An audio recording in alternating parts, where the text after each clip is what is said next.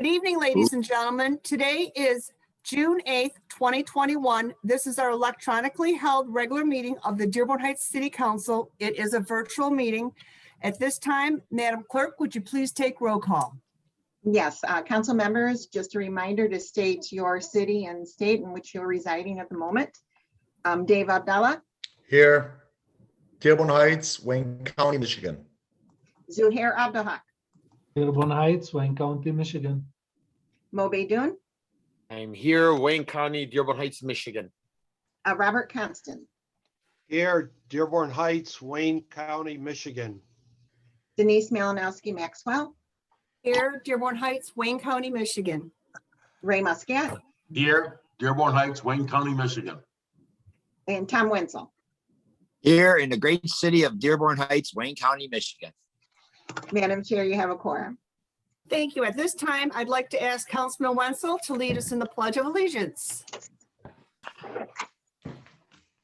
I pledge allegiance to the flag of the United States of America And to the republic which stands one nation under God, indivisible, with liberty and justice for all. Everyone, please be seated. At this time, I am going to unmute and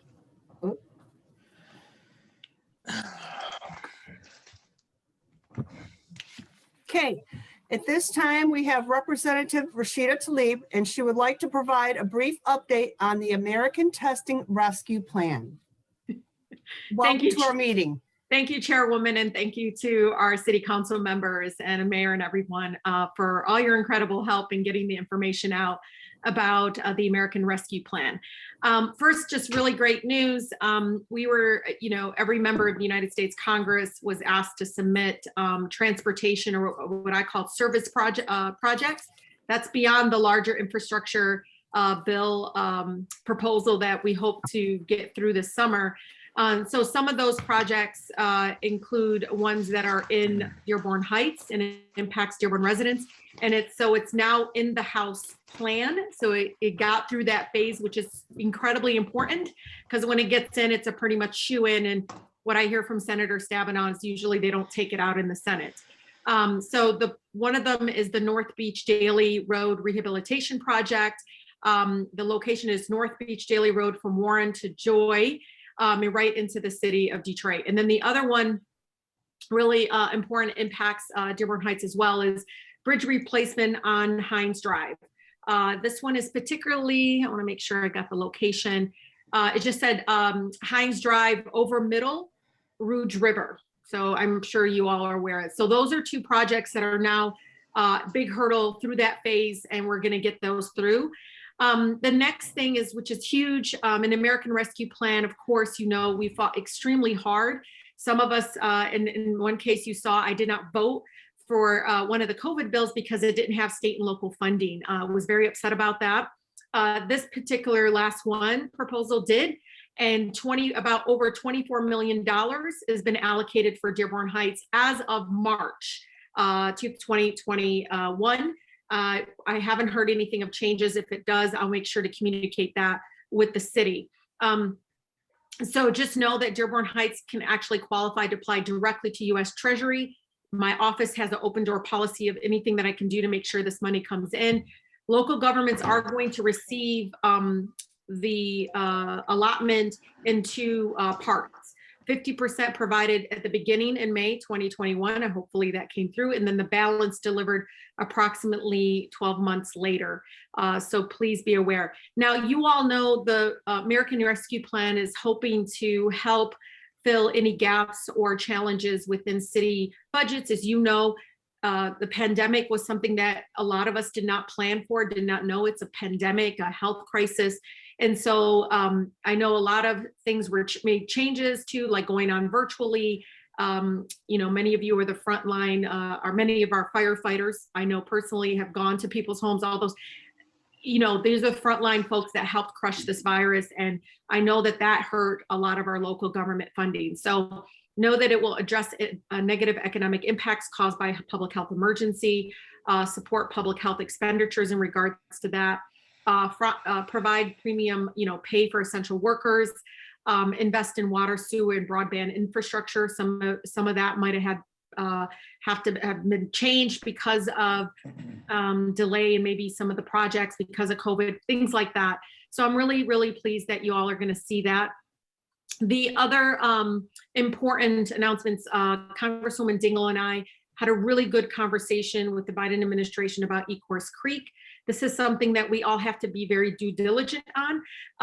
Our division for our state or our region for Army Corps of Engineers has made this Ecorse Creek project a priority issue. It's only one piece. It will not fix completely all the struggles and challenges. And I've talked to Councilman Abdullah about this, as well as Treasurer Hicks Clayton about this, but at least 20% of some of the challenges with the flooding in Ecorse Creek will be addressed with some of the federal support.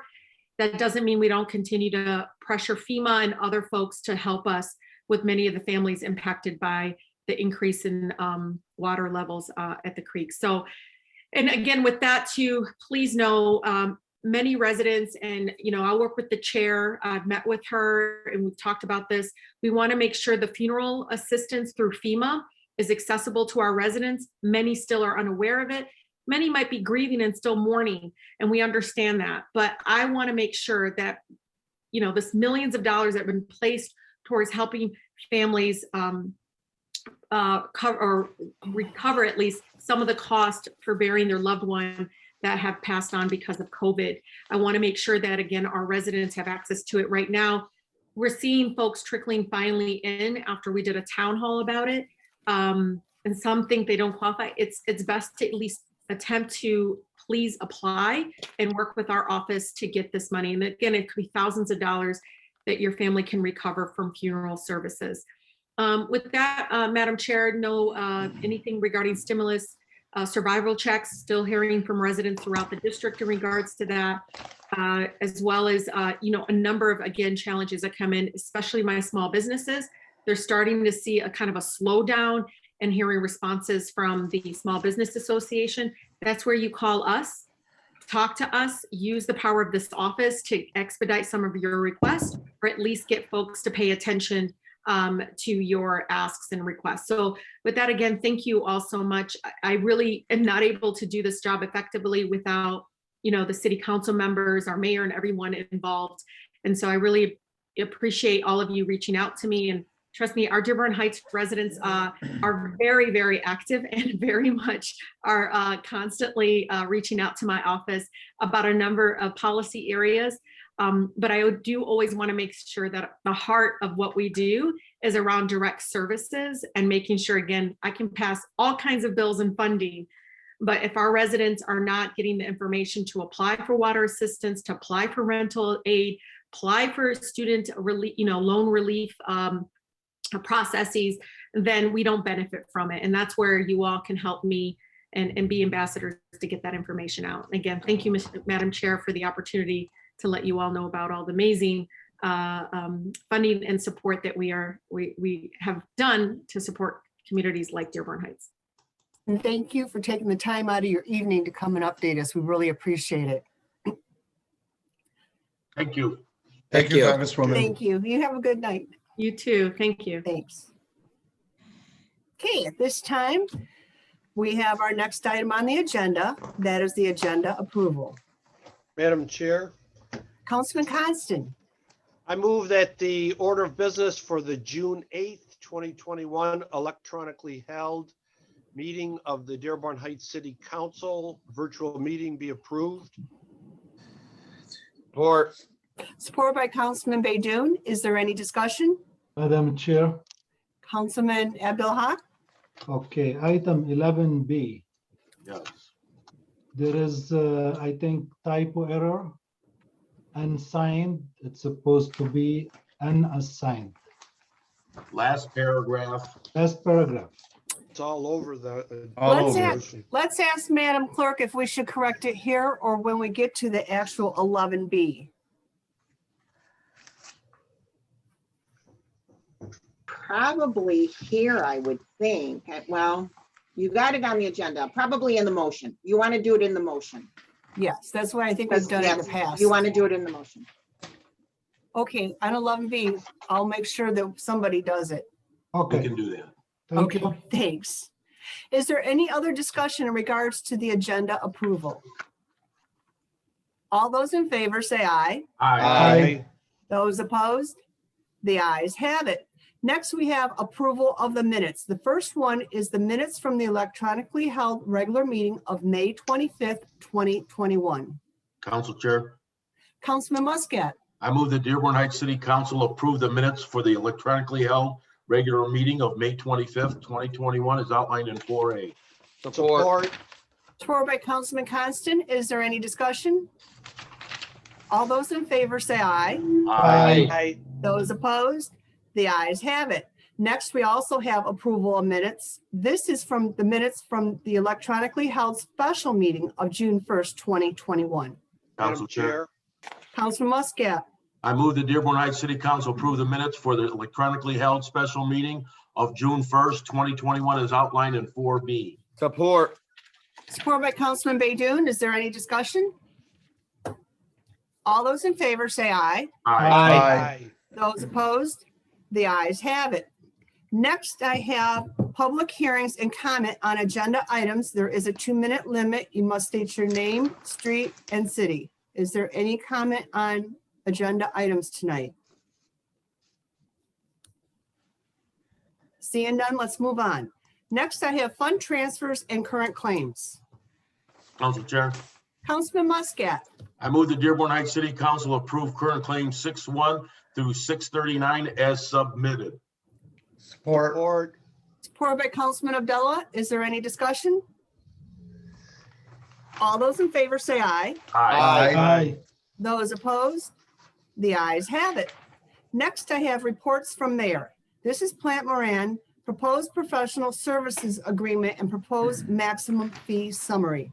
Madam Chair, Councilman Abdullah, I move that the Dearborn Heights City Council approve the proposed professional services agreement between Plant Moran and the City of Dearborn Heights for the fiscal year 2020-2021 audit and authorize the mayor to sign the agreement on behalf of the city. In addition, approve the proposed maximum fee summary schedule for the audit as outlined in item 8A.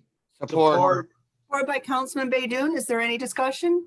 Madam Chair, Councilman Abdul I want to see if we can add to this service, if they can analyze the draft program for us to tell us how the money is paid and how it is collected and where is it coming from. Who are you directing the question to?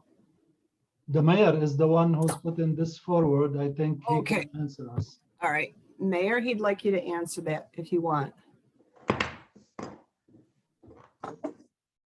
Okay, we can actually put something else in another meeting, another motion, Councilman Abdul Haq. With this one, I mean, you would have to amend the whole 8A item to do that. If that's your request. Mayor, that's fine, but I would like you to take it into consideration. We really need to know a little bit about that program because I think it's going to be heavy burden on the taxpayers in the long run. So please keep it in mind and see how you're going to bring it in front of us so we know exactly how we're paying, where we're paying, and how can we correct it if there is something we can correct. Thank you. Thank you. Thank you. Next, I have Councilman Abdullah. Go ahead, please. Madam Chair, and I know we're doing the regular audit that we do every single year. And again, I want to bring this up. As you know, from day one, I shouldn't say from day one, but for quite a while, I've been against the audit that's going to be done in the city. And I'm not talking about this specific audit. I'm talking about the audit that we were going through the different firms. I still believe that there's a lot of money that has been wasted on that audit. I still believe at this particular point, I know at this particular point, nothing's come forward that's been totally alarming. And off the top of my head, we have maybe $400,000 that we've already spent either with attorney fees, audit, back and forth between the two sides. And at this point, as I speak today, we still have nothing. I personally would love to put this thing on steroids, have them do a little bit further audit this year, and let's just move on with our lives instead of just keep spending thousands upon thousands of dollars. And to this point, we're talking about 2 to 3 years later, there's still nothing that's come out. that's that crazy alarming. Just making a Councilman suggestion. Adela, I have a suggestion. Why don't I get a hold of them and have them give us a summary of exactly where they're at, and then we decide at that point what we want to do. I would be absolutely in favor of that. Okay, I will get a hold of them and have them either present at the next meeting or give us a report that we can read. Mm. Can you hear me? Can everybody hear me? I can hear you. Now we can hear Okay, you. because Dave is, Councilman Abdullah is pointing to his ear. I don't think he could hear me. That'd be a great idea. That's a great idea. I think it's time we do it. Councilman Constant, did you have a question? Yes, if we could get a report from Reman Robinson, and if that could be shared, any irregularities, let's say, or problems with the comptroller and also with Plant Moran. But yeah, that we went through, I think, a total of 11 lawsuits and a lot of time and energy spent on the audit. And I think we need to draw that to a conclusion and focus on having one company, whoever it is, do our audits and highlight what our deficiencies are. Thank you. Thank Madam you. Chair, Councilman Abdullah? anybody would know how much we spent really up to date, approximately? You know what? I will also check into that and get all that information at the next meeting instead of people scrambling right Okay. now to try and figure it out.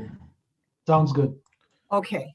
Madam Chair, just a continuation of my question, if you don't mind. Go ahead, sir. I Councilman. apologize. I missed it because I lost a little bit of I couldn't hear you guys. So the other thing I had suggested, if you recall a while back, sometime last year, we do these audits and Plant Moran, who's a very reputable firm, does as good of a job as they could. And overall, they've done a very good job. The challenge that I've always had year after year after year that I've been on the council, and I know Councilman Zuhair Abdulhaq has also mentioned this, had a concern about this, is we have no actual implementation of a lot of these suggestions that they make. And I had talked about maybe hiring Plant Moran to have them work with us on actual implementation of whatever suggestions that they have, and then come back and re-audit this again, not necessarily at the end of the year. I'm talking about like, okay, they ask us to do A, B, C, come back a month later, see what we've done, how far we've gotten, what suggestions they have that we continue in the right direction to make sure that all our stuff is online and we don't spend, again, all that extra money on the bigger audit. Thank you. Madam Chair. At this time, the mayor is next. Go ahead, please. Thank you, Council Chair.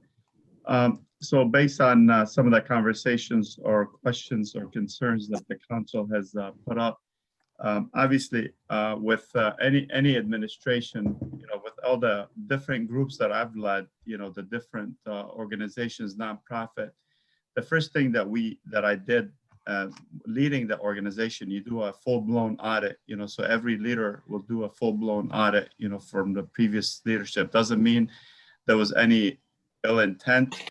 However, you have to make sure that every leader that comes in to any organization, you audit like full, the books.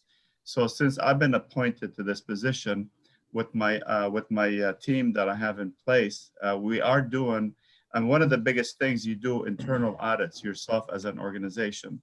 So we have been doing that, and we found a lot of issues, concerns. Actually, we made some adjustments, and just because we're preparing for the audit, obviously. So I want to make sure that we correct some of the issues that was brought forward by Plant Moran, but also with some of the stuff that we have received from the state, from the Treasury Office, from Michigan Treasury Office. They actually sent us a couple of items, one with the nonconformist and the other one, basically the city issuing contracts with no bidding and any of that stuff in the past. So we are taking action on a lot of items. We are doing internal audit. We have great people that they're looking at their different groups. We're making sure that, when we do bring Plant Moran in here, I'm hoping, with everything that they have written in the last, 13, 14 years that I've monitored, that we're actually taking action on those items. So when they do come, they're definitely, I don't want them to write the repeat items, obviously. I want to correct those items first. So when Plant Moran comes in here, For the audit, I am planning on having them do a full-blown audit, not just, whatever they were doing before. I mean, I'm not saying that they weren't doing, but I want full-blown audit. Whatever they find, I want them to dig more. I don't want to do, even like partial. So basically, with me being in this seat, I want a full-blown audit, like a forensic audit, just to make sure, we are in compliance.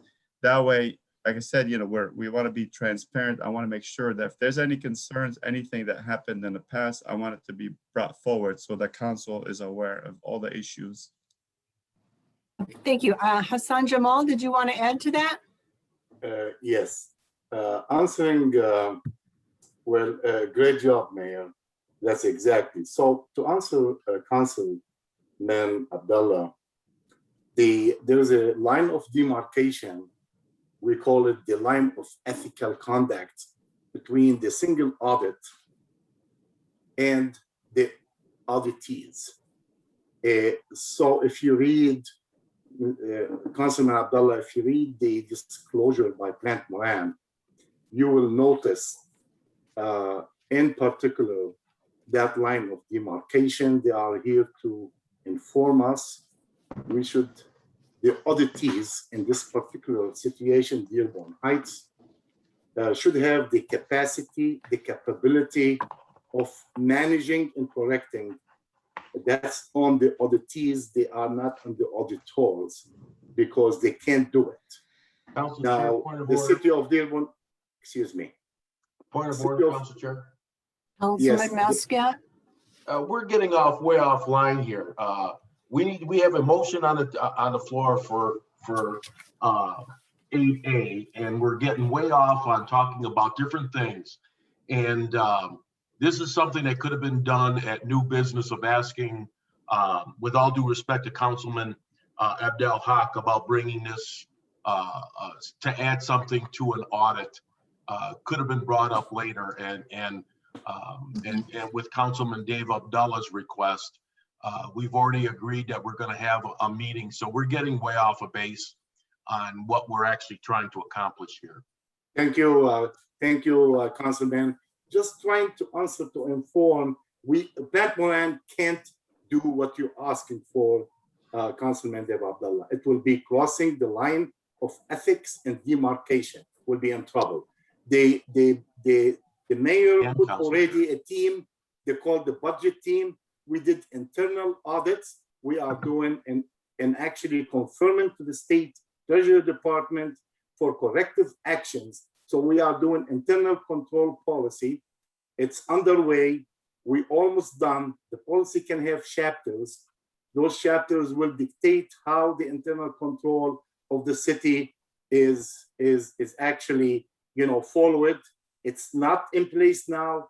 We are only relying on the city charter, and this is being done. I'm leading that team with the direction of the mayor. We are almost there. You will have that policy come to your table for discussion. There will be a public hearing or whatever you want before it's approved. With that, thank you very much. Thank you. Councilman Constant, you're next. Go ahead, please. I think my questions were answered. Thank you. You're welcome. Councilman Muscat, you're next. I was going to make the point of order on getting off base here. Okay, thank you. At this time, we're going to vote on it. All those in favor say aye. Aye. Those opposed? The ayes have it. Next, we have residential purchase agreement for 24111 Courier. Council Chair. Councilman Muscat. I move the Dearborn Heights City Council approve the residential purchase of agreement for 24111 Courier in the amount of $110,000, including the following two changes. One, the identity of the seller is correct. The original is listed as Geraldine Philippi as a seller. The title is held by Miss Philippi's Trust. In section 3, an additional paragraph has been added to allow the seller to remove the kitchen cabinets. In addition, authorize the mayor and city clerk to sign the agreement on behalf of the city as outlined in 8B. Support. supported by Councilman Abdul Haq. Is there any discussion? Madam Chair. Councilman Abdullah. I think this issue needs to be mentioned. At one of the meetings that we had, and the mayor's chief of staff was there, and our director of compliance, Hassan Jamal, was there. Hassan Jamal at the time had a pamphlet that people can fill out to apply for some of these grant monies. I think he should either now or later, I mean, that's up to you, but I think it should be mentioned that residents can apply to get some of that grant money by filling out a form that he had. If you know which one I'm talking about, Mr. Jamal? Yeah, to have people fill that out to apply to be able to get money for possible acquisition. So I think more should be spoken about that, other than just at that one meeting that was had. Thank you. Go ahead, Mr. Jamal. Thank you, Madam Chair. Yes, Councilman Dave Abdullah, this is what we are doing right now. I just have a resident gone through Representative Rashida today, and we forwarded that particular form for them. We are receiving that, and based on that, if we have enough, so far we don't have enough to fulfill even, the ones we are eligible for. So we are gonna put it on the city council, on the city website.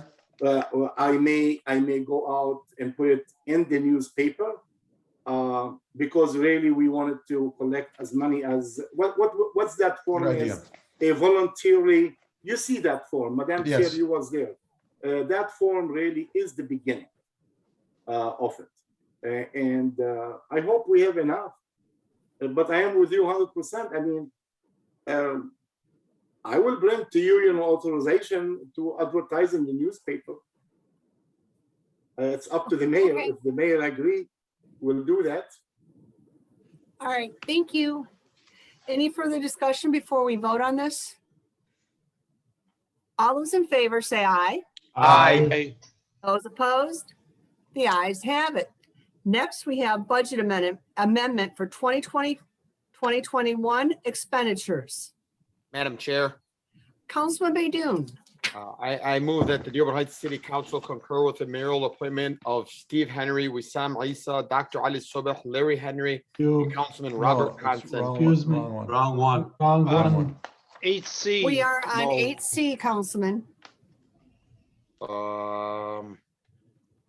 Madam Chair, I move that the Budget Dearborn amendment. Heights City Council approve the budget amendment for 2020-2021 expenditures. I'm sorry, I trouble seeing that word, in the amount of $8,020.50 from the from fund balance 101-000-699-.000 to work comp 101-200-124.000 as outlined in 8C. Support. Support. Supported by Councilman Abdul Haq. Is there any questions or discussion? All those in favor say aye. Aye. Those opposed? The ayes have it. Next, we have Commission on Business Appointments. Madam Chair, Madam Chair. Councilman Baydoun. I move that the city of Dearborn Heights City Council concur with the mayoral appointment of Steve Henry, Wissam Isa, Dr. Ali Sobeh, Larry Henry, and Councilman Robert Constant to the newly established Commission on Business, terms to expire January 2nd, 2023, as outlined in 8D. Support. Supported by Councilman Constant. Is there any discussion? All Madam those in Chair, favor? Oh, I'm sorry, what?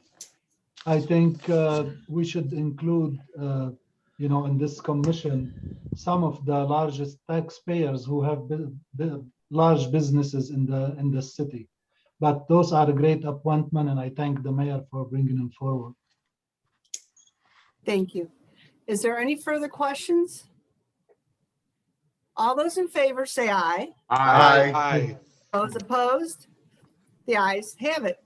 Next, we have Ecorse Creek Commission appointments. Madam Chair. Councilman Muscat. I move the Dearborn Heights City Council concur with the mayoral appointments of Nancy Breyer, Chris Sullivan Rathwell, Suzanne Todd, and Councilman Tom Wenzel to the newly established Ecorse Creek Commission terms to expire January 2nd, 2023, as outlined in 8E. Support. Support by Councilman Abdullah. Is there any questions in regards to this? All those in favor say aye. Aye. Those opposed? The ayes have it.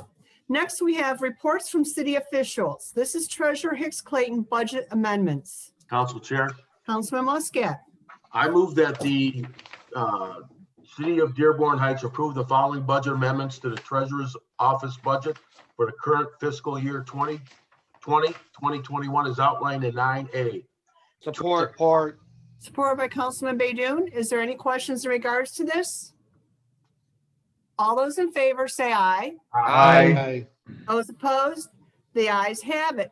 Next, we have Fire Chief Brogan and EMS Coordinator Martin, general ledger entries. Madam Chair, Councilman Abdullah. I move that the Dearborn Heights City Council authorize the comptroller to post the following general ledger entries, including another posting of $336,395.35 that will need to be moved to the Fire AFG grant account when posted by the Treasurer's Office, and approved payment of the Zoll bill as outlined in item 9B. This would include transfer from cost recovery 101-000-634.000 to Fire AFG grant 101-335-940.080 on March 3rd, 2021, $26,625.07. On May 17th, 2021, $1,441,705.06. Transfer into the payroll as they are safer payments. They are to cover the partial cost of 3 firefighters on September 21st, 2021, $50,617.70. And on May the 17th, 2021, $81,846 as outlined in item, which was that, 9B. Support. Supported by Councilman Baydoun. Is there any questions in regards to this? Madam Chair. Councilman Abdullah. So I've had some residents get, two people ask me this. They get a little bit confused with this type of stuff when we pronounce these types of budget changes, where they start to think like we're changing the budget, et cetera, et cetera. So I think, I'm not sure, either the mayor, the comptroller, or the treasurer should at least just describe this a little bit, these budget changes, right after the budget has already been approved. I think the fire chief would like to comment on it since it's his Go ahead. item. Go ahead. Go ahead, please. Yeah, just for this one, what happened was money came from a federal grant into the cost recovery account. And then when we went to pay the bill, they found there wasn't enough money in the AFG grants account because they hadn't been transferred. So this is just to transfer the money, the federal money that came in from an income account over to an expense account. And so that step just needed to take place. And then it's the same thing with the safer payment. It was a federal money came in, and then we need to take it out from this income account into an expense account, in this case, payroll. Thank you. I'm just trying to point out so that the residents know that it's not a disagreement on the budget. The budget has already been approved. This is just tweaks, I guess, if you want to call it, to the budget. Thank you. Thank you. Okay, any further questions before we vote on this? All those in favor say aye. Aye. Those opposed? The ayes have it. Next, I have General Government Pension Committee Trustee Riley Budget Amendment. Madam Chair, Councilman Baydoun. I move that Dearborn Heights City Council approve the purchase and payment of 10 sets of fire turnout gear from Phoenix Outfitters in the amount of $24,440. Excuse me. He's right. He's right. There is little confusion. Yeah, I'm muting the people that are not supposed to be. Or You not. missed one, Council Chair. We're supposed to be on 8C, and Councilman Mo Baydoun is reading the correct one. Yes, that's Okay, right. I muted gotcha. myself. So am I reading the right one? Yes. Yes, sorry, I crossed it off ahead of time. It's okay. I move that the Dearborn Heights City Council approve the purchase and payment of 10 sets of fire turnout gear from Phoenix Outfitters in the amount of $24,440 to be paid from the clothing account as outlined in 9C. Support. Support by Councilman Muscat. Is there any questions in regards to this? All those in favor say aye. Aye. Aye. Those opposed? The ayes have it. Next, General Government Pension Committee Trustee Riley, budget amount. Council Chair, Councilman Muscat, I move that the Dearborn Heights City Council approve the budget amendment to the general government pension budget for the year ending June 30th, 2021, in the amount of $4,000 from salaries account number 101-955-706.000 to part-time account number 101-955-707.150 as outlined in 9D. Support. supported by Councilman Baydoun. Is there any questions in regards to this? All those in favor say aye. Aye. Those opposed? The ayes have it. Next, we have Library Director McCaffrey, budget amendment. Madam Chair, Councilman Constant, we're on 9F. Yes, 9E, I'm sorry. 9E. I move that we amend the 2021 expenditures as outlined, $26,266 from library fund balance to line capital outlay for a vehicle that was approved by the council in July of 2020 as outlined in 9E. Support. supported by Councilman Muscat. Is there any questions in regards to this item? All those in favor say aye. Aye. Those opposed? The ayes have it. Next, we have Library Director McCaffrey, Library Advisory Board appointments.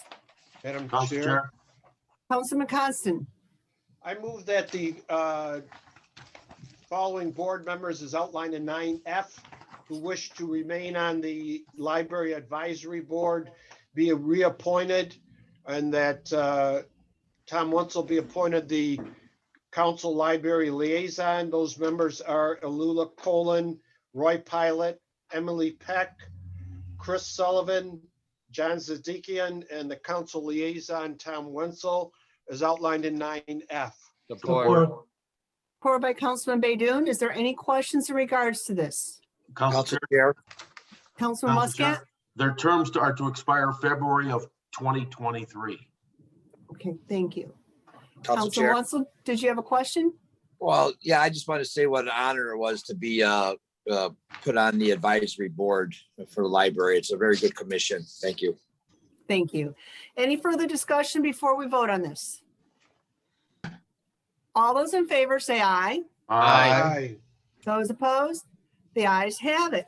Next, we have under ordinances and resolutions, Mayor Bazey, second reading of proposed ordinance H-21-03, amendment to Chapter 7, Building and Madam Building Chair, Madam Chair. You Regulation. missed 9G. you Oh, I'm skipped sorry, you're one. right.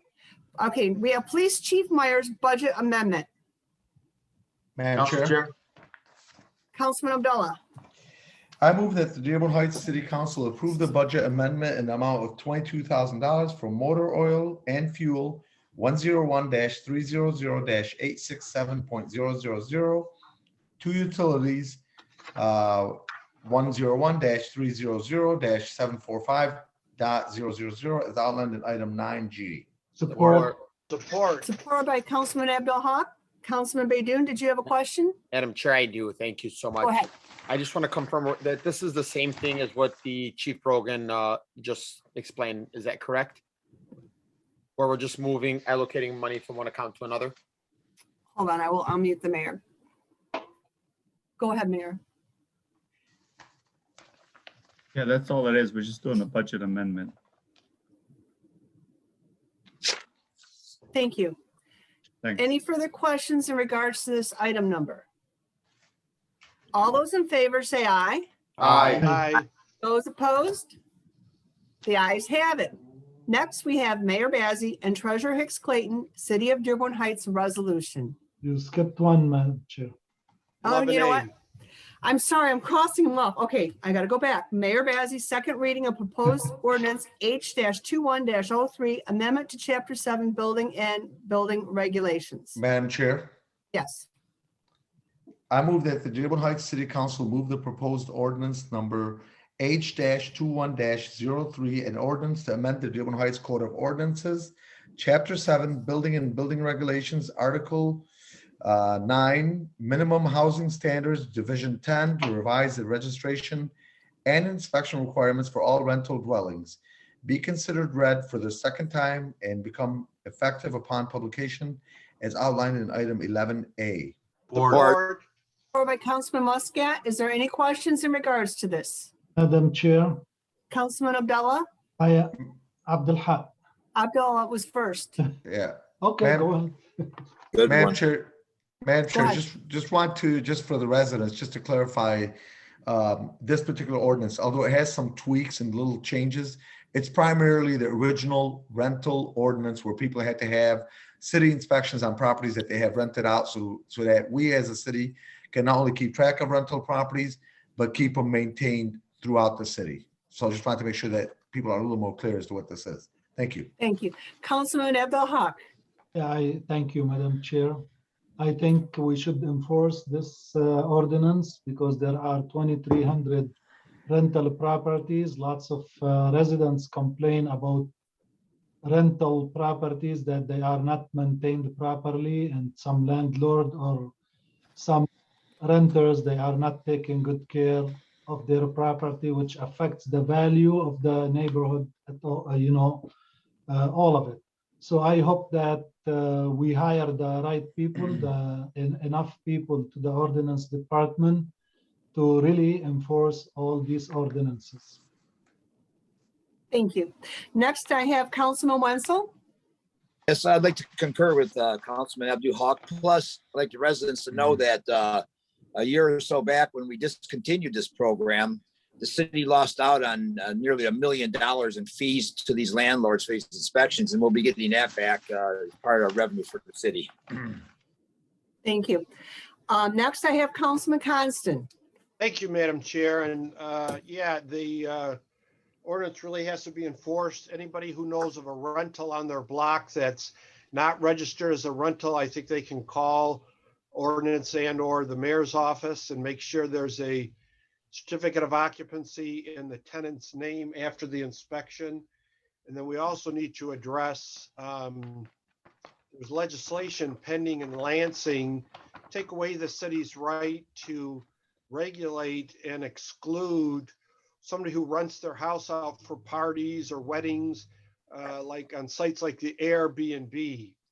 And it's a new problem that's becoming aware of in our city. Thank you. Thank you. Any further questions in regards to this before we vote?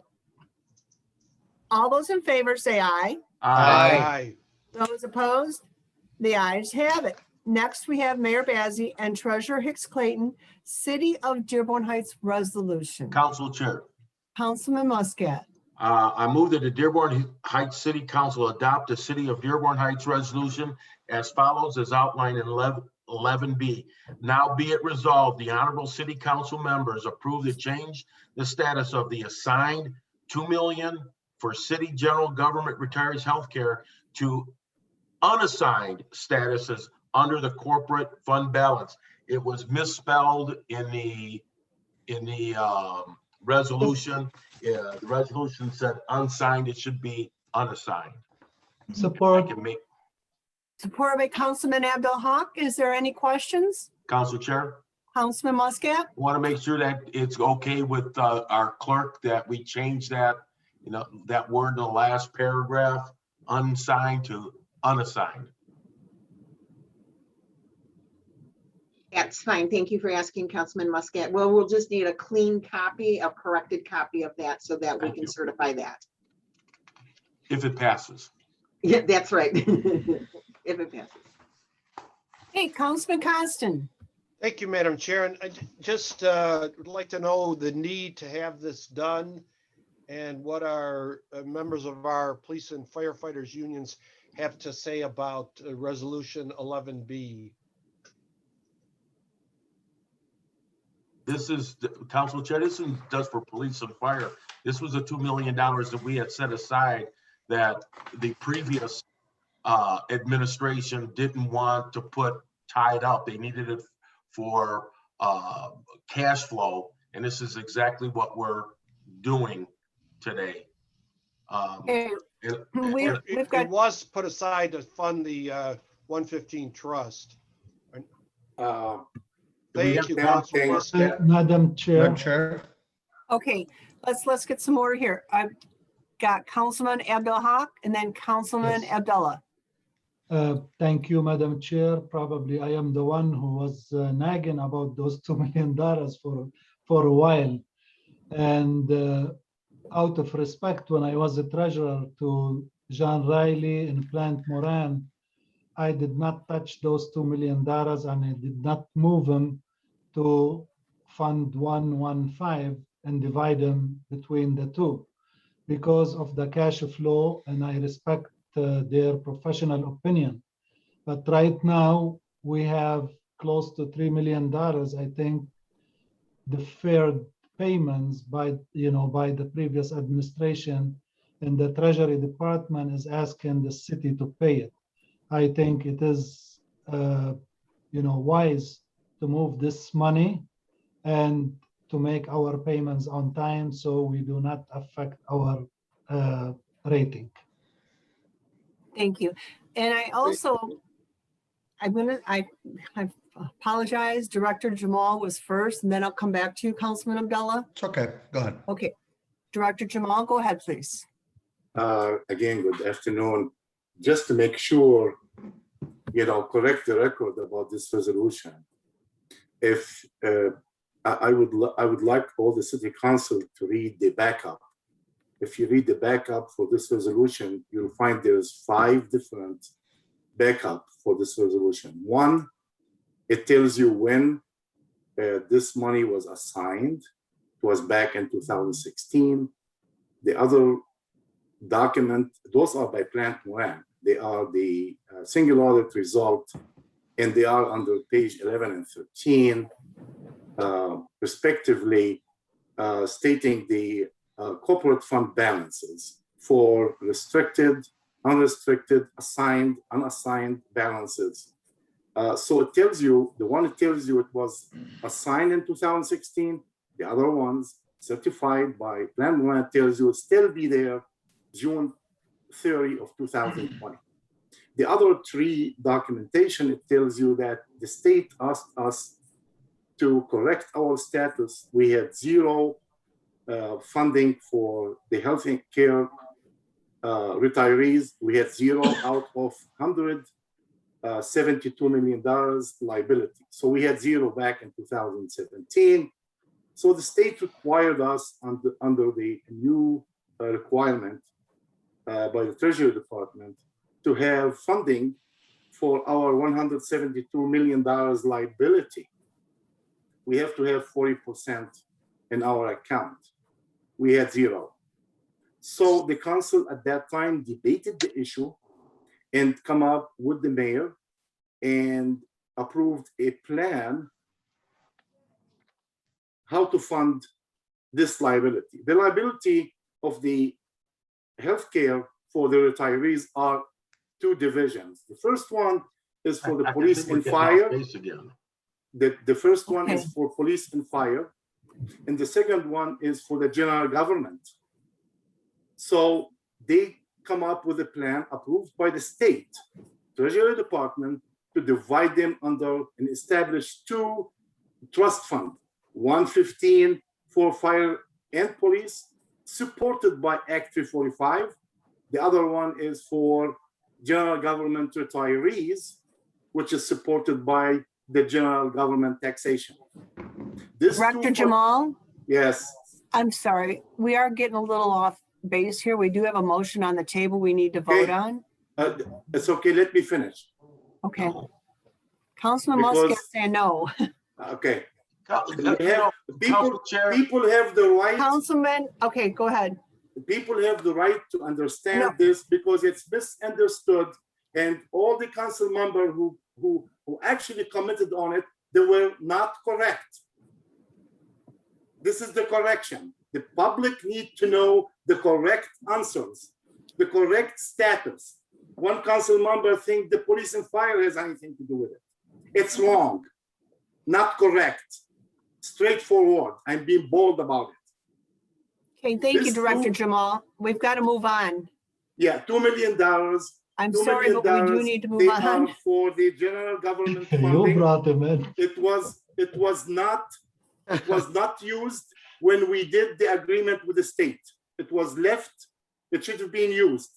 There is no use for it right now to be under assigned. It needs to be unassigned. Thank you. I encourage you to actually vote for it and approve it. Thank you. Thank you, you. Hassan. He's right. He's right.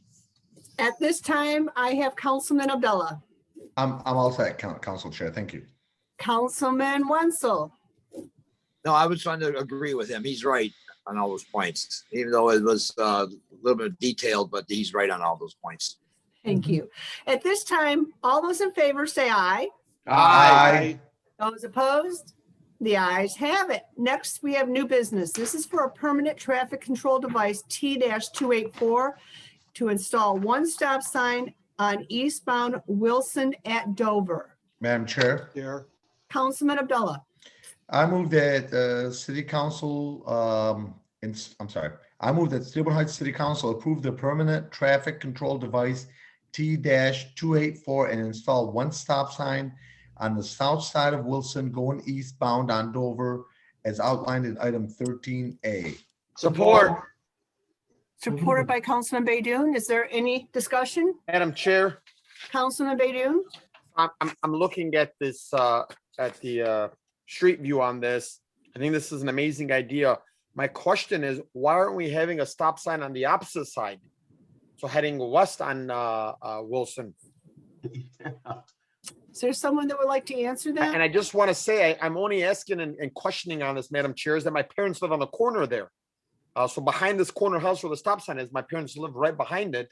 And that this has always been an issue over here. And I'm going to speak up for, my parents who are seniors in this, in the city.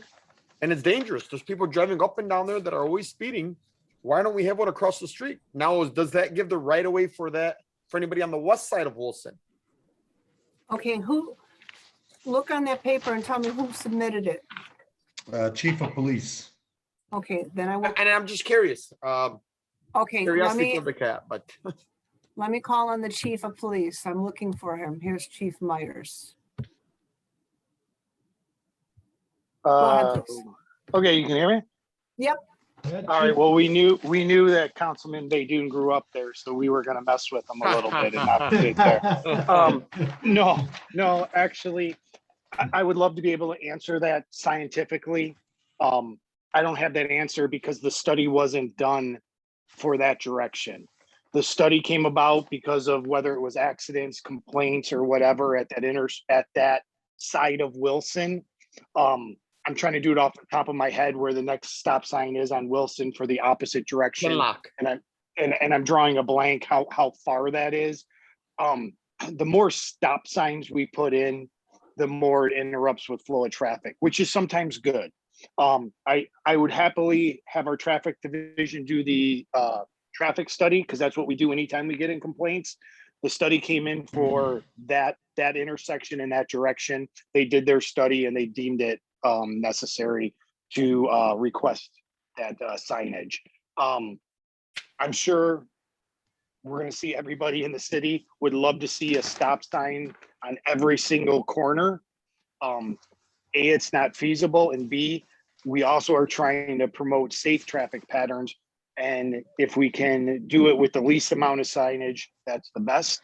But if it prevents a safety hazard, we'll install them. So short version, we only did it for the one direction because that's where the complaint came in. Chief, you're high level. Thank you so much. Yep. Thank you. And it was because you were there, Councilman Baydoun. Okay, at this time, let's vote on it. All those in favor say aye. Absolutely. Aye. Aye. Those opposed? The ayes have it. At this time, we will open up to comments from council members. Councilman Wenzel. Yeah, thank you, Council Chair. First of all, I wanted to thank Mayor Bazey for the appointment of myself and the other residents to the Ecorse Creek Commission. It's a very important commission. We plan on doing some really great things. And I'd like to thank him for trusting me and being part of that commission. Also, on behalf of myself and co-chair Barbara Gorka of the Watershed Steward Commission, I want to thank Director Jamal. He, after years and years of trying to get this grant for the Ecorse Creek Commission, or for the Ecorse Creek and the Watershed Steward Commission, with no success, after just mentioning it to him one time, he did some investigation, and he found out that we will be getting a grant from Eagle, the Watershed Steward Commission. This is the first time we've received any money. All monies that the Ecorse Creek Commission or the Watershed Steward Commission spent was raised by the commissioners. We didn't use any city money at all. It was just all funding through donations. And because of this and his looking into this, I'd like to ask the mayor to appoint Councilman Jamal as an ex official or liaison, if you will, between the Watershed Steward Commission and the administration. Mayor, could you do that, please? Yeah, he shook his head, yes. Okay. I'm sorry, it was probably quicker than unmute. Yeah. All right. Thank you. Next, I have Councilman Muscat. Thank you, Council Chair. Appreciate it. I just want to ask the police chief if anything has been done or anyone been contacted on a state level or for the left-hand turn light at Gully and Ford Road. The answer is yes. Okay, We've passed along over the last year, just from the current traffic sergeant. I'm going to go with the smaller number of 2, but I believe it was 3 occasions where he has reached out and tried to provide the need and the desire of our council and our residents about the left turn lane, as well as the statistics. And we have no result or response from it. This is something that I had been asking for a number of years now. And that's correct. I don't want to misspeak. I know it's. I'm sorry. Go ahead, sir. I said I didn't want to misspeak. I know it was 2 times for sure, but it might have been 3 times. And as much as we would love to send them an email every week or try to make a phone call, I can't make another division act on a request. Is there something that any of us council people can do to, put some pressure on, or somebody we can get a hold of on a state level to do that? Hey, and if so, can we get the contact information from you via email or something? Sure. I will provide the contact that the traffic sergeant's been sending it to, and I will see what kind of bat swing the council has and see if they can hit a home run, because on our end, we're not getting it. Madam Chair. Thank you. Just want to add on to that. Council Okay, Chair. go ahead. And I just want Councilman Muscat to know, and I can maybe I can contact with him and the chief. I've also been working with Commissioner Kniezek and just some people from the state level as well. My friend Guido, who works for the state. So we are working to try to push that. And I believe they said that, they've received emails. So, I mean, from what I've been told, they've been looking into it. I will reach out back with her tomorrow. And I'll CC you with on it, Councilman, if you'd like. Thank you. I appreciate it. You're welcome. One more item here, if you don't mind, Council Chair. This past week, my street was swept by the street sweepers, and I'm asking the public to please put your trash cans, take them out of the street, yard waste out of the street. One of the neighbors and myself were running up and down the block trying to get trash cans out the street so our street could be swept a little bit better. And I like to see people who pay to get their lawns serviced, their lawns mowed, to have their people that do it trim and edge around the trees and fence lines. I mean, I see this. I'm getting ready to take my weed whacker up and down Wilson and start weed whacking around all the trees and utility poles. It's not getting done, and it just looks horrible. So just those two items, just a little food for thought for everybody. So out of respect for Compliance Director Hassan Jamal, he didn't let me finish when I said it wasn't just for police. It wasn't just for police, it was general government for the retirement. So I wasn't wrong when I was wanted to say, just wasn't allowed to say it all. So thank you. Thank you. Next, I have Councilman Abdul Haq. Thank you, Madam Chair. I have a question to our treasurer. We have $3.8 million, which was over levied on the CSO. And by Miller Camfield legal opinion, we can use this money when we bond for the CSO. We already bonded for the CSO. I would like to ask her how much money we have approximately in the water fund as we speak, and when we are planning on using that money to reduce our payment in the future, to pay the $3.8 million. Okay, Madam Chair. Go ahead, Treasurer Hicks Clayton. Thank you. So I sent a spreadsheet to the council members on the 21 bond construction project. You should have that information. If you don't, I'm happy to send that to you again. Let me see if I can pull it up right now with those balances, because that bond was just purchased and sold back in April. So hold on, let me see if I can pull it up. But I did send that to everybody. To answer your question about the over-captured 3.8, we do know, and it has been presented to the council, that that would be utilized for the first payment. So there's that. But right now, that balance on that bond is, and this is with the expenditures that you have just approved tonight with the current claims, you're looking at $22,839,889.01. So that's what I have in my spreadsheet. And that includes all expenditures, including there's some reimbursement items that are going to be great for the city from previous part of this CSO project that dates back in August and September, October, November.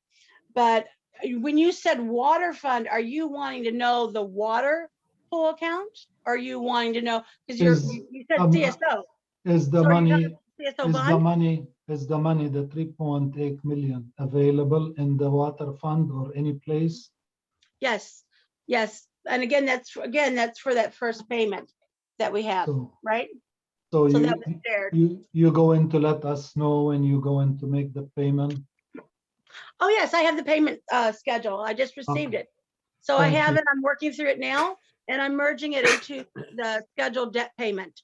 You're familiar with it, you've seen it? Yes, thank you very much. I'm working on it right now. Thank you.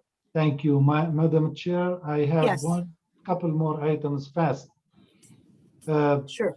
Previous administration made a deal with one of the unions that they will let 4 people work part-time, and they will not, basically complain about them. And they have, I saw their names when I was in the Treasury Department. Why don't we reach to the administration, reach to the union and see if they will allow 2 or 3 people to work in the ordinance without any complaint and with agreement with with those people in the union, like they agreed on those 4 people to be exempted. Mayor? Okay. Who are you directing that to? The mayor. Can he reach out to the union and see if we can get waiver from them so we can hire more people to the ordinance department? We actually, thank you, Council Abdullah. I'm sorry. Abdul Haq. Sorry. You'll get it sometime. One of these days. Thank you. It's change it. Yeah. Okay. Anyway, so we are in discussion with the union about some other things. So we asked the union actually to present their contract to us. So myself and our HR director, we should be having a meeting with them soon to go through the whole contract. We got a lot of issues to resolve. And right now we just opened the negotiations with them. So we should be meeting with them probably the next, like maybe a couple of weeks, 2 to 3 weeks. Okay. And We'll my bring last, it- And we'll thank you. bring that, I mean, I'm sorry, Council. Go ahead, Mayor. We will take that item under consideration for sure. Thank you. My last question is probably for Mr. Mayatki. The charter, did he do anything on how we can review some items on the charter? Can you hear me? Yes. We can hear you. Okay, very good. I've had problems with the office computer sometimes in that regard. So no, I have been waiting for us to schedule up the study session. That was my understanding of where we were left off. And then I was going to make a presentation during a study session in terms of the overview and then talk about the item. Yeah, that's what I thought we were going to do. So I apologize if I misunderstood, but that was my understanding. No problem. We can fix it. That's okay. The Madam Chair can do marvels. She'll do it. Very good. You want to do it next Tuesday, or because I'll Sounds do it good. on a non meeting week. That way we can take as much time as we need. Maybe next Tuesday, Madam Chair, 6 o'clock for like 1 hour or so. Does that work for you, Corporate Counsel Miyake? 6 o'clock? Yes, it does. Okay. Or Does it even work 7 for the o'clock. other council members, because we have some that work. Is everybody in agreement with 6 o'clock next Tuesday? On the 15th? Yes. I'm good. Good. Everybody It good works. then? It works for me, Madam Chair. Thank you. I'm good. Okay. Councilman Abdul Haq, Fine, thank you. does it work? Okay. Yes, perfect. Okay, it looks like a deal. Thank Next you. Tuesday, we will have that. Thank you, Madam Chair. I'm done. You're welcome. Okay. Next, I have Councilman Constant. Thank you, Madam Chair. I hope everyone had a peaceful Memorial Day holiday with their family, and that we all remembered our servicemen and women who paid the ultimate sacrifice. Residents like Joshua Brown, who went overseas to Iraq and was killed, and whose monument is in front of our city hall. God rest his soul. I'd like to ask the mayor about, John Selmy, I'd like to thank him for his service to our DPW. He was doing a great job, and just know if there's any thought on his replacement, if it's going to happen later, or if the city's conducting a search. And then I just want to remind everyone, we're getting near 4th of July. We don't need to be setting off fireworks. These houses are very close to each other. People who have pets, the pets get terrified. If you want to go see fireworks, go to Greenfield Village. Thank you. Thank you. Thank you. Okay, Mayor, did you want to answer that? Yes, Council Chair. So thanks for that question, Councilman Constant. So we interviewed several people already, and we put an offer. So once we get formal documents, then we'll announce it at the next council meeting. Thank you, Mayor. Thank you. Thank you. Next, I have Treasurer Hicks Clayton. I guess it would help if we have you unmuted. Yep, I'm back and forth with each other. Sorry about that. Thank That's you, ma'am. okay. Actually, my comment was something that Councilman Muscat asked about, which was the Gully and Ford, the left turn lights submitted to MDOT. And I was going to offer Senator Alexander's office, because we have liaisons for each state department, we can actually submit that, and that will help elevate it a little quicker to get an update and move it along. So I just wanted to offer that. That's all. And I'll get with the police chief tomorrow. Okay. That would be great. Thank you, Lisa. If you can do Thank that you, for us, Lisa. the whole Thank you. city would be indebted to you. Yeah, you're welcome. So Chief, I'll be calling you tomorrow. Okay. Thanks. Councilman Baydoun. Madam Chair, thank you so much. I I yield my time. Okay, I have Mayor next. Thank you, Council Chair. So just want to give the residents and the council an update on GFL. So our emergency manager, Gavin, was in communication today with GFL management. So there was about 43 calls, 43 sick calls from drivers that actually called in sick.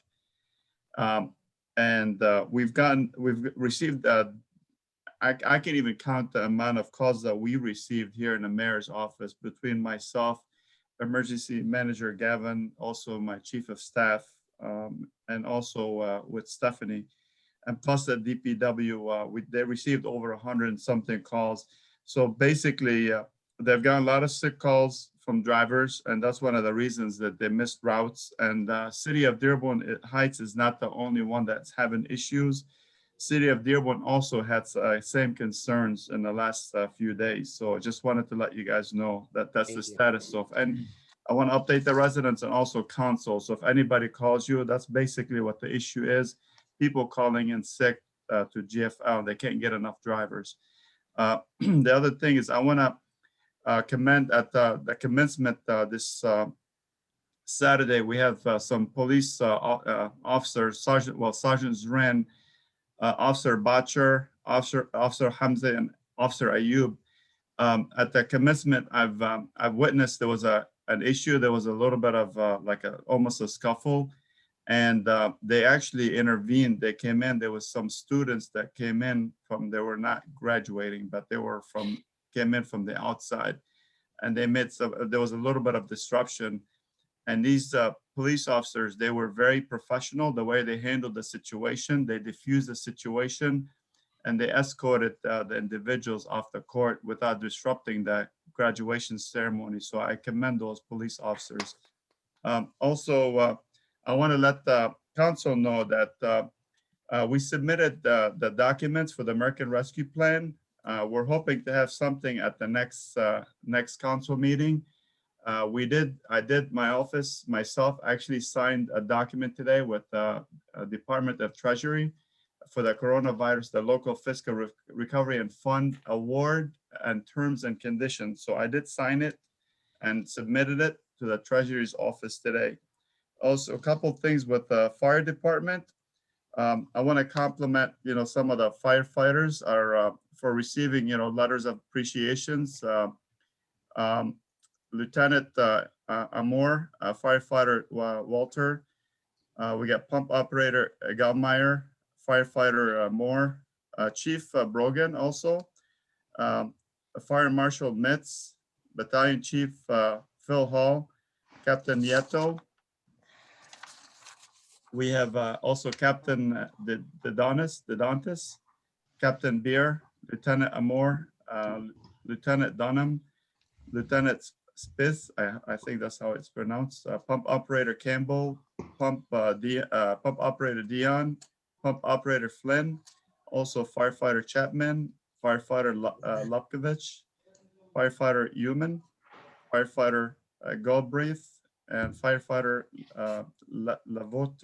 Lavotier, I think that's French. And also, I had the honor to be present. Chief Brogan actually organized something with the residents. One of the residents, her husband was bound to a wheelchair, and so he was in a hospital, and I guess they didn't have wheelchair access to their home. So the fire chief and his team of firefighters, I don't know if he wants to recognize those firefighters, they actually built a handicap ramp. It was, they took their own money, their own wood, everything. It didn't cost the city anything, but they took it out of their, out of their money, out of stuff that they brought from home. They built a beautiful ramp, and they installed it at the residence garage. I tell you, I was present at that location, and it was very heartwarming. The resident was pretty much in tears, and it was very heartwarming to see the firefighters interact with residents. I'd like for the Chief Brogan actually to recognize those firefighters. They really did go away and above for this resident. Thank you. Love those guys, man. I love those guys. Good job, man. Good job. Proud of you guys. But Do you want to yeah, comment on that? just thank you for the acknowledgement. And it was Lieutenant Gary Spiz, it was his idea. Several of our crews have been out there, and Gary took it upon himself. He does a lot of that kind of work on his own. So he had some wood at it, and we know how expensive wood is now, but he had some wood at his house, and so he brought it in and built the ramp at the station, and it's built in such a way that can be moved into, and it's kind of a temporary thing where he built it to fit right over the stairway in the garage. So yeah, it was a really good job by that whole crew. Good job, guys. Well, that's amazing, man. Next, I have Chief of Staff Hernandez. Go ahead, please. Good evening, everyone. I just wanted to give you a few updates on some of the smaller grants that we have. So I wanted to congratulate both the police department and the fire department, in particular, Lisa Martin and Gary Voiles. They just got one grant for the police department for access control upgrade, and 2 grants for the fire department for a power load system upgrade, as well as thermal imaging camera. So thank you for the hard work on that. These grants are due to expire on December of this year. So I'm pretty sure that they will continue and follow through with this project, but a small congratulations to them. Even though they're smaller grants, they're still very appreciated for the city. I also wanted to thank all of the people that came out last Saturday for the rain garden. In particular, I wanted to give a shout out to the library director, Michael McCaffrey, and 2 of his librarians who not only helped us with the rainbow garden, but also went around City Hall and helped us clean some of the flower beds that we had there and do some maintenance on our gardening. So thank you very much. It was a great event, and it was hot, and it was very appreciated that everybody was out there coming together as a community. Thank you. Good night. Thank you. Thank you. Next, I have Madam Clerk. Go ahead, please. Good evening. This is going to be really brief. Just wanted everyone to know that we have absentee ballot applications available at City Hall. The permanent absentee ballot applications were mailed out last Thursday. I got mine on Monday, so you should have received them. Ballots are scheduled to go out June 4th, and the election is August 3rd. And that would be a primary. Madam Clerk, I just have one notice on those ballots. It said 2020, it's supposed to be 2021. So if you are absolutely can it change it to 21 instead of 20? Councilman Abdelhak, you're absolutely correct. I contacted the printer today because we noticed that upon the proof. We rejected that proof, and they were supposed to put that down as 2021. And I don't know what happened. But like I said, I've been in contact with the printer. It does not make a difference because it says for all future elections. Yes. 2021 would be the future. So it was a printer error, and I can update you if you want me to once I hear back from them. Oh, that's fine. Thank you. Thank you.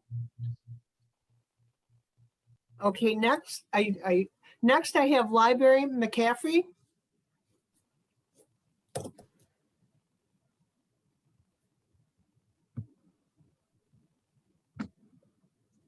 Hello, Council Chair and Mayor. Just wanted to inform that starting next week, June 14th, we will be increasing hours to close to our pre-pandemic levels. At Caroline County Library, we will be open 10 a.m. to 9 p.m. Monday through Thursday, Friday, 10 a.m. to 5 p.m. and Saturday, 12 to 5. At John F. Kennedy Junior Library, will be open 12 p.m. to 8 p.m. Monday through Thursday, and Friday and Saturday, 12 to 5. Masks are still required, so please comply until the state lifts the mandate completely. I also wanted to remind residents that if you are hesitant to leave your house for pickup, our delivery service is up and running. If you have a hold, you can call us at 313-791-3800 at Caroline County Library, or 313-791-6050 at JFK Junior Library, and we will bring it to you. You can also call us and we will put the item on hold for you.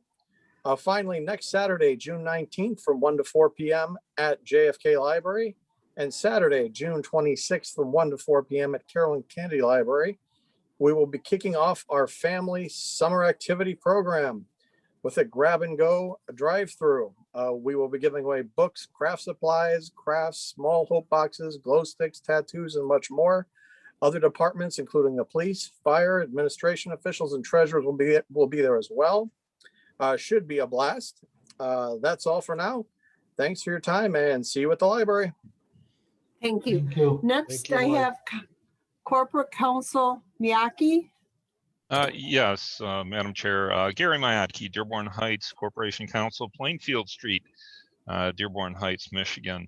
I just wanted to give a little bit of an update based on what Mayor Bazey was saying before about the GFL issues. I would note that my family and I have been affected by these issues as well. Our trash still hasn't been collected. And I wanted to make sure that everyone knew that the mayor and I have discussed this issue earlier today. And he's committed and I am committed to ensuring that GFL provides the required levels of services and is also held to account for its failure to do so to the degree that it can be so held accountable under the contract. And so if anyone has any questions with respect to this, please feel free to contact me, namely from city officials. Of course, if members of the public have to register a complaint or need to let people in the city know what's happening with respect to them, they should, of course, call the mayor's office or the DPW. So thank you very much. Thank you. Next, I have Councilman Abdullah. Madam Chair, I had my hand raised during the council session, so I'm not trying to take up anybody's time, but two things I want to bring up. I know at this particular point, we're going to have a new DPW director. Whoever it is, they're going to have some big shoes to fill because John Selmy did an absolutely great job, and I'm really sorry to see him go, but he found a better situation for himself and his family, and I wish him nothing but the best. But with that being the case, something I'd asked for before is that we put right on our website which streets are being done as far as street sweepers are concerned. The concern that I've got is there's a lot of residents that are obviously not in front of their window there 24/7. And I do know almost to a fact that the city does not pick and choose which streets, like, we're gonna do this side of town, not that side of town, these two streets, not those four streets. But yet there's a lot of residents that feel that their streets are not done. And at the time I had suggested that it be put on the website every time they do particular streets, what dates, doesn't have to be time, but at least what dates that they've been done. I think it'd be a very good idea, Mayor, for you to work on that. And I'd appreciate it with whoever the next DPW director is. Because I'd asked for that about a year ago also, so that residents can look up and see that their streets have been done. The second issue I have, and this is one for the police chief, lots and lots of complaints on a regular basis about speeding, revving up engines, peeling off, et cetera, et cetera. I do know there's only so many police officers that you can put out on the road. I totally understand and respect that. And I do know that our police officers are doing the best they can, but it is an ongoing problem, getting worse and worse and worse with some of these faster and faster and faster cars that are getting on the road. And I'd just like to see some more focus on that if we can. Thank you. Thank you. Is that it for public announcements? Anybody else have a public announcement? Chief Myers? Go ahead, please. Yeah, thank you, Council Chair. Just as a response to Councilman Abdullah, I would love to have a police officer for every I get corner, it, right. for every street, for every stop sign.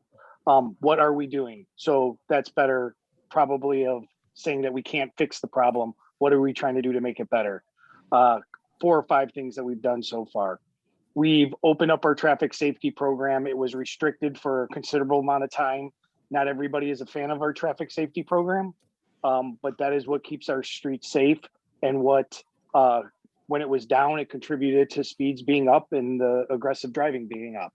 We've increased it now to focus on that 4 p.m. to 4 a.m. time period, allowing officers to come in and provide traffic safety at their discretion as an overtime detail. We've had our traffic bureau come in on our weekends to focus purely on that Ford Road, Beach Daily Telegraph corridor. We're seizing more vehicles than we ever have through forfeiture for drag racing. We have reached out between the state police, the Wayne County sheriffs, and the neighboring jurisdictions, we're all trying to work with our courts, with our prosecutors to, if we get somebody driving recklessly or drag racing, to make sure that they're prosecuted. We are working as a region to address this issue. To give you the violation numbers, we're in the hundreds, probably 500-600 violations just in that Ford Road, Beach Daily, Telegraph, Warren area through this year. That's a tremendous amount. And we're not even talking the side streets. And then if you go on social media, if you hear the chat rooms, every corner, every stop sign in our city is having the same problems. We're addressing them. We're doing it with the manpower that we have, and we'll continue to put forth plans to curb this. But as a community, we have to tell our friends, we have to tell our neighbors, we have to tell our relatives, enough is enough. Let's monitor ourselves and get our friends, family, children, and parents to start following these traffic laws so we have safer streets. Enforcement we can do, but it takes a team effort to make this.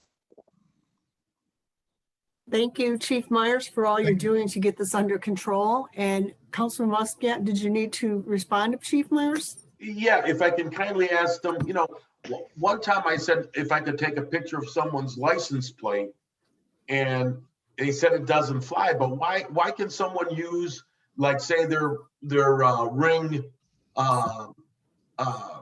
doorbell when they catch someone stealing something, and they can prosecute someone that way? What's the difference if I take a picture of a car or a video of a car speeding down the street? We should be able to try to do something, because I got kids living across the street from me, and the gentleman was irate at these people speeding up down the street that one day they can hit their kids. And I just, we need to do something. And I don't know what the answer is, but why can't we send a video in with a license plate? So I'm going to give you the unlegal answer, and I'm sure Corporation Counsel Miyake can chime in with the legal answer.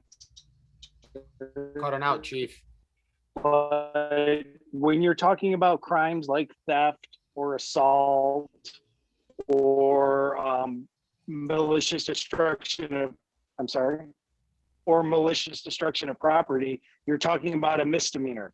When it comes to civil infractions and traffic offense, so those are your civil infraction, has to be witnessed by the officer. The misdemeanor, there's a different set of rules and legal statutes, standards, and that's the simple version. Corporation Counsel could probably give you the legalese of it, but every circumstance has a unique requirement of what needs to be observed and by who. And as for traffic violations, it's the police officer. Yes, Corporate Counsel Miyake, you've had your hand up. Would you like to chime in on that? Well, he basically covered it, namely Chief Myers covered it, but unless an officer actually witnesses it, or it's based on an accident and the investigation of the accident, or there's an investigation regarding municipal civil infractions require the person to be actually witnessed by the person who issues the ticket. It's time to deputize the citizens. Okay, thank you. Before I go on, I want to repeat that if you've already spoke once, we don't allow you to come a second time. And if you raise your hand, when I lower it, I've already written you on the list. It's not necessary to continue to raise it. At this time, I have Latanya Gator. Go ahead, please. Thank you, Council Chair. I know that message was for me. Sometimes I struggle with trying to get led into the meeting, but I'll pay attention better next time. No problem. Hi, everybody. I'm Latanya Gator, calling in from Dearborn Heights, Michigan, Madison and Powers. I have two announcements. One being that this past Saturday, we planted a rainbow garden at City Hall next to the Memorial of the Fallen Soldier in honor of Pride Month to show support to the LGBTQIA+ community. just wanted to say thank you to all of these city employees, city officials, and community members who came out to help us plant that. We appreciate you, and we know that the LGBTQIA+ community does as well. We're also having a Juneteenth event on June 19th at the Parkland Park Pavilion C2 from 11 to 2 p.m. For those who need a bit of education, Juneteenth is Liberation and Freedom Day for the African American community. And what it's about is that 2 years after the Emancipation Proclamation, some enslaved Texans finally realized and were told that they were free from slavery. And that is how they celebrate it, with food, with love, with support, with music. And that is exactly what we're having at our Juneteenth event. We hope to see everyone who wants to join us that day. Follow us on Facebook at the Dearborn Heights Community and Cultural Relations Commission Facebook page to hear updates. Thank you. Thank you. You're welcome. At this time, I have Tom Wesley. Now, are you giving a community announcement? I wanted to ask about the LGBTQ Pride Month ordinance, and so maybe that's public comment. Yeah, okay, we're not to that part yet. Yeah. I wasn't sure if you were, okay. Is there any more announcements in the community? Director Jamal, go ahead, please. Thank you. I just want to share one event coming up. It's a joint venture event. It's called Small Business Grant and Loan Workshop between Wayne County and the city of Dearborn Heights. That particular one, I just received it now, so I'm sorry. It is 1 p.m. to 4 p.m. on June 15 of this month at the Dearborn Heights Caroline Kennedy Library. So Director McAfee, are you aware of this? If not, we can share with you later on so you can put the brochure. I just received that. So we will be involved in this because there is a great deal of small business money coming with this ARPA grant. We maybe be able to partner with some small business in the city. We don't know really yet. Nobody knows the details of the ARPA right now. When we have all the details, we'll make it available for all of you. Thank you. Thank you very much. Any more public announcements? Councilman Baydoun, are you announcing a public event? Hold on, let me unmute you. Oh, you're muted. Oh, gotcha. Got it. Not unmute myself, Madam Chair. Thank you. I'll yield the rest of my time. Thank you. Any more public announcements? I believe Nancy Breyer has one. Okay. Oh, Nancy, we got to teach you to raise your hand Okay. so we can recognize you. Unmute me. Can you hear me now? Yes. Yes. Okay, I think Tom's event with the golf course is this weekend, and he can give all the details on that. And then my South Dearborn Heights Civic Association meeting is scheduled for June 24th, 7 to 9. I will announce speakers at our next council meeting. Just wanted to get that out there. Thank you. Councilman Wenzel? He's not there. Okay. Maybe he'll come back. Any more public announcements? Okay, before we open it up to public comment, Madam Clerk? Yes. Madam Clerk, Did you want me to read that? Yeah, go ahead. Okay. This is public comments at regular special council meetings. Members of the public shall have a reasonable opportunity to be heard at any regular meeting of the council or at any special meeting of the council on matters within the council's jurisdiction. Members of the public may address the council under the rules established by the council, including this policy.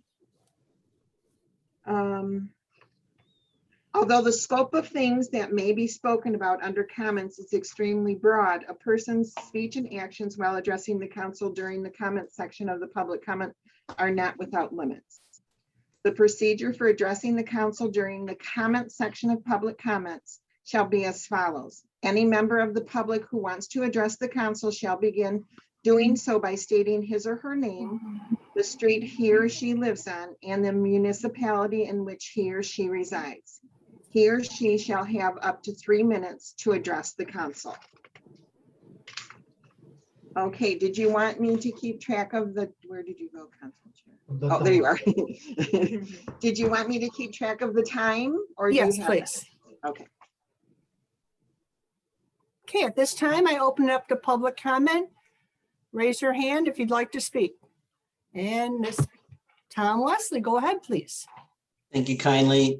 Tom Wesley here. I'm on Silvery Lane here in Dearborn Heights.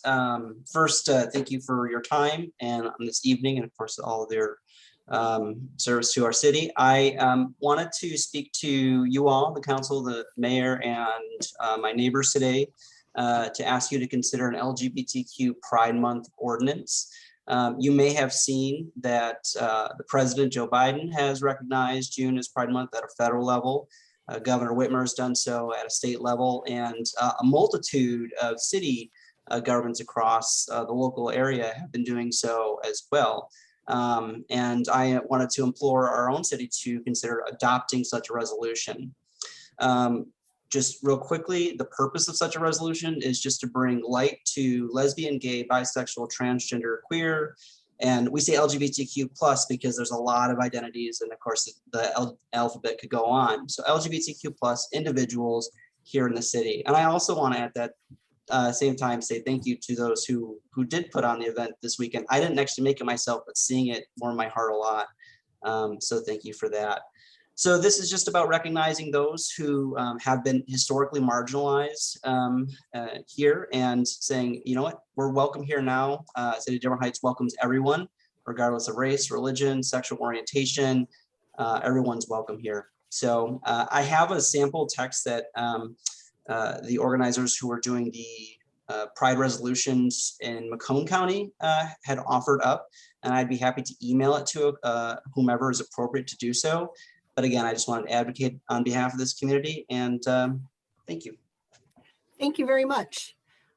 Next, I have LaTanya Gator.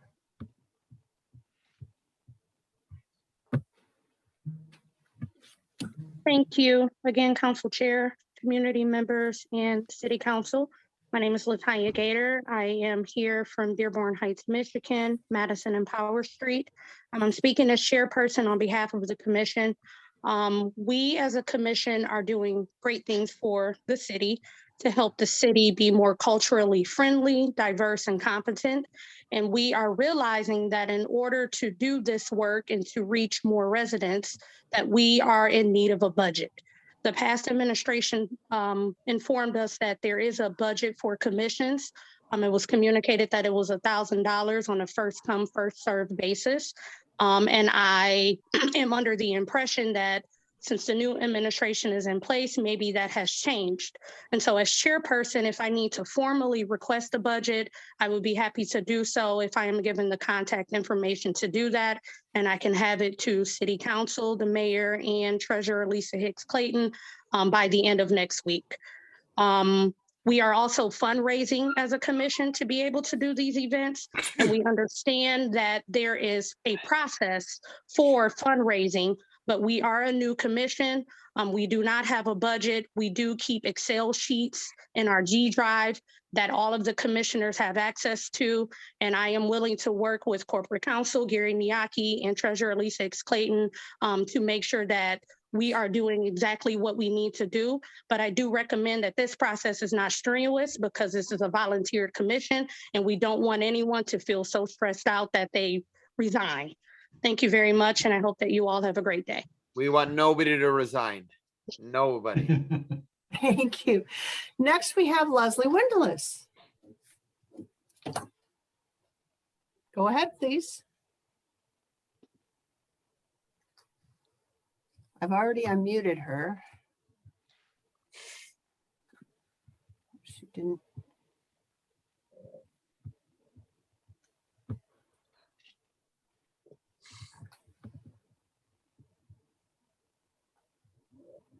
Okay, can you hear me now? Yes. Okay, my name is Leslie Willis. I reside at 23469 Annapolis Street in Dearborn Heights, Michigan, 48125. My public comment is on the same thing that Ms. Gator just spoke about, but from a different perspective. The biggest issue that I have with the miscommunication related to the commission having a budget and other commissions having a budget, and then also the fundraising protocol, is that the commission has been up and running again for almost a year now. And we've made it a priority to come to these city council meetings and speak during public announcements and public comments to talk about the fundraisers we're doing, talk about the community events that we're doing. And it was very disheartening to hear about the fundraising protocol for commissions in the middle of our planning commission for a Juneteenth event, and then again at our general membership meeting in front of the public, considering this body, whether it was the treasurer, mayor, or council, anyone who had questions regarding our events or fundraising has had ample opportunity to talk to us, because we're here almost every meeting and we're involved residents as individual people. So anyone could have picked the phone and called us. I think it was tacky and unprofessional to do it at our meeting. And I would like something in writing on city letterhead that outlines what every commission is supposed to follow when it comes to fundraising and when it comes to throwing events. And if there is a budget, how did other people use it in the past? Have every commission always had to fundraise? And why is it different now that we have a cultural commission? It just seems convenient. I will leave it at that and yield the rest of my time. Councilman Abdul Haq, do you have an answer for her? No, but I have some suggestion. First, I would like Mr. Mayatki to tell us if there is any things in our charter or any ordinances which allow us to fund that commission. And if there is, I would appreciate it if it comes in front of us, to either approve it or disapprove it. The second thing I would recommend to my friend on this commission to start do barbecues in connection with hype and elite sport. Some hamburgers, some hot dogs, some things on the weekends. You'll be amazed how much money you can raise through those things. And it doesn't cost that much. And I'm sure that the good people of Dearborn Heights will support you and support your efforts. Thank you. Thank you. And Latanya Gator is also on that. I think she wants to add one little bit more. Yes, I just wanted to make a comment based on Councilman Abdul Haq's comment. We are fundraising. We fundraised this past Sunday and this upcoming Sunday. We're selling cell food dinners from my house. It's been circulating on Facebook for almost a month now. So we do agree with you that we should fundraise. I've also emailed Ali Saeed, the Hype Athletic Director, to partner with him on the multicultural event that will be happening in August. So thank you for your suggestions, and we are on top of it. You're welcome. Thank you, Councilman Baydoun. Did you want to add to that since you're on that? Madam Chair, I did. I just wanted to say, Latanya took it from me, but if Councilman Abdul Haq has that great idea, I can even reach out to a local meat market, donate the meat. I'll have Councilman Abdul Haq flip the burgers, add the cheese. I'll be happy to do so, and I will donate the burger. Okay. See, there you go. Latanya, Leslie, guys, add that to the commission. Councilman Abdullah, add that to the commission, guys. Hey, next we have Dana Parrish. Good evening, Dana Parrish, Friendly Park Street, Dearborn Heights, Michigan. Good evening, everyone. I wanted to say I had an ordinance complaint a couple of years old, actually. It was about a home on Hanover. It's actually a rental property with an in-ground pool. And I want to say an awesome job by the ordinance department. There was no lock or anything on the gate. And there's actually a self-closer on the gate right now. So I want to say an awesome job to the ordinance department. In that same vein, I heard complaints. I haven't been attending the meetings, but I watch every single meeting. I heard complaints at the budget special meetings about the ordinance department director when the raise came up. Some of the things that I heard were the city's been getting bad for the past 10 years. So the outlook of the city, some of the blight and things like that in the city have been getting bad for the last 10 years. But I also recall that the previous director had been getting some very good reviews from council members, from some of the same council members over the same time period. So both statements can't be the same. They can't be true. Both statements are mutually exclusive, I should say. So give the current director a little bit of time, give him your support. He may not be perfect, but you gotta give him a chance. You can't put the heat on him to correct something that has been out there for a little while, 10 years, according to at least one council member. One thing I can suggest, and I tried to suggest to the previous administration, was we've got all these different directions where complaints come in. We've got a BSNA system. You can do many things with that system. And one of them is Facebook, phone calls, all these other means that things come in. Get them all so they're all funneled into one direction and their input through BSNA so they can all be done in one direction instead of having all these things come in one direction and get retyped in. It's asking for mistakes. I think that's probably where things came in the past. Switching directions, Chief Myers and I talked about a program through email. Thank you, Chief, for listening. Your officers are going to appreciate it. It's about that peer support program that we talked about. Thank you very much, Chief. I appreciate that. The last thing that I wanted to say is that the home at 5666 Grinley Park, that's a CAP program house. Director Gavin, maybe you can discuss that. It's been decades since that dump has been there. City owns it. What's the status on that? And thank you, ma'am, for letting me speak this evening. Thank you. Next, I have Nancy Breyer. Could Lee Gavin answer that question about that home? Okay. Go ahead.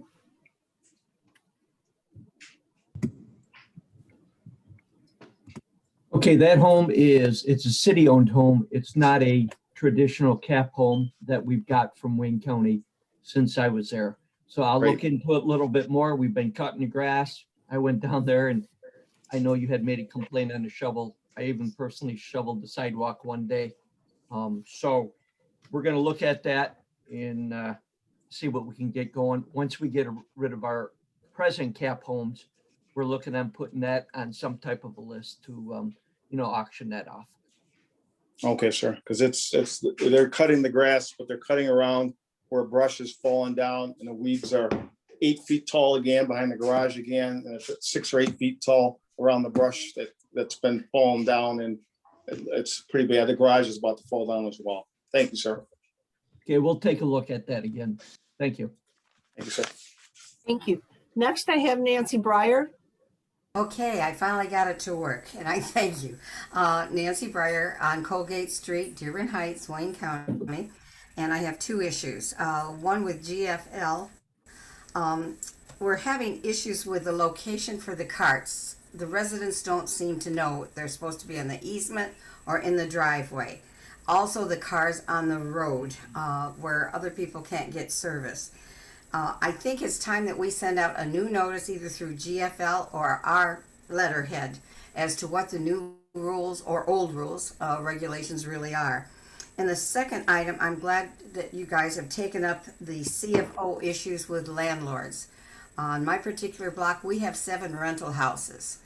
4 of them usually need addressing for various purposes. And to insist that when new tenants come in or every 3 years they're checked out, it's an excellent idea. I really commend you on that. I yield. Thank you. Next, I have Mr. Kane, Bruce Kane. How you guys doing? Been a long time. You hear me?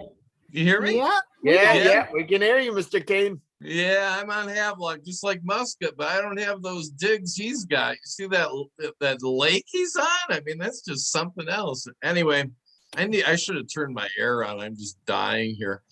Anyway, I lived here 38 years. My career background was that of a healthcare analyst. 5 years of those was in medical research. 5 years ago, my wife was forced to get vaccinated at Henry Ford Hospital as a worker. The other month, I just heard a friend of mine, he was forced to get vaccinated at work. So hopefully I'm just being proactive here, but I think people should have a right to choose. So I did some research on this, and I did a video, which has been viewed 3,500 times already. It's called Mandatory Jabs, Passports, and the New Era of No Voice, No Choice. If you just Google the title, you'll find it. It's been watched all around the world. Secondly, I encourage my fellow citizens throughout the US and the world to come before their city councils, as I am today, and demand the passage of 4 actions. I hope they're really not required at all, but whatever. I'm asking possibly the city council convene a special session to discuss the mRNA rollout, what most refer to as the COVID vaccine, or simply pass a council resolution to do the following 4 things. And I hope they aren't necessary, but no forced vaccination of our teachers or students to teach or attend our schools. 2, no forced vaccinations of city employees. 3, no vaccine proof will be allowed in order to enter businesses, churches, and mosques in Dearborn Heights. And 4, there will be absolutely no discrimination allowed for those that decide not to get the mRNA injection. Basically, our bodies are choice. I'll just mention, I'll make it quick, but I'll mention a couple of facts here. Nearly 4,000 Americans have died from this injection in just the last 6 months, which is more than all the vaccine deaths in the last 20 years. This comes from the VAERS database. Michael Yeadon, Pfizer's former vice president and chief scientist for allergy and respiratory disease, has recently demanded that the injection rollout be stopped because of the effects of the spike proteins on human health. We're getting down to 15 seconds. Okay, a lot of people don't understand, but Big Pharma is indemnified against lawsuits. If you get sick or die, they don't have to pay you anything. And this is wrong. It's just wrong. And it's part of a globalist agenda of forced vaccines, vaccine passports, and we're not going to allow Biden to do this. Thank you, Mr. Kane. The time is up. Okay, very good. Thank you, guys. Nice seeing you again. Thank you, Mr. Kane. Thank you. Okay. Bye. Okay, next I have Bill Dishram. Go ahead, please. You have 3 minutes. Thank you, Madam Chair. I raised my hand during the announcements, but I got passed over inadvertently, I believe. Okay, so. then go ahead. Okay, I appreciate it. I'm speaking as the Ordinance Enforcement Animal Control Director. I just wanted to make point out a few things and give some people some reminders. Hoping that people will continue to cut their grass, keep the weeds at bay. Councilman Muscat touched on that.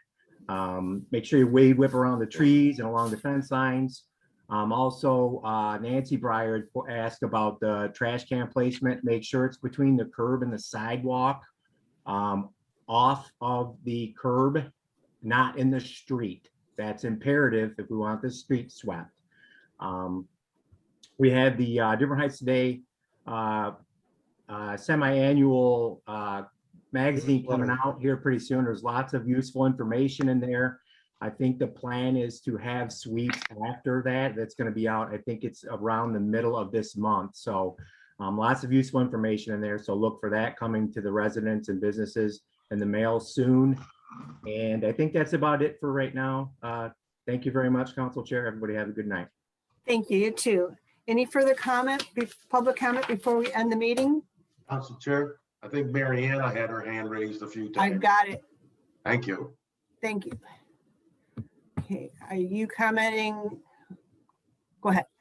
Thank you. I just wanted to add a few details of information about the small business grant and loan workshop that Mr. Jamal mentioned. Okay, We do that have, was, okay, go ahead. You should have done that earlier. I try to raise my hand. Anyway, so this is in collaboration with the Wayne County. So the presenters are actually going to be Wayne County representatives from the business development management part of it. And they do have a lot of grants and loans available for all of our small business owners and managers, whether they're trying to, upgrade their businesses or apply for a new business license. They're gonna do a workshop, work with them through the process of how they would apply for this grants and this loans through Wayne County. As Mr. Jamal said, even more money is coming to the county in order to support all of our small businesses. So I do encourage you that if you know any business that needs a little bit of revamping or was hit by COVID, to please encourage them to participate. Again, it's going to be on June 15th at 1 p.m. at the Dearborn Heights Caroline Kennedy Library. And that's all I had to say. Thank you. Thank you. Okay, any further public comment before we end the meeting? Do I hear a motion?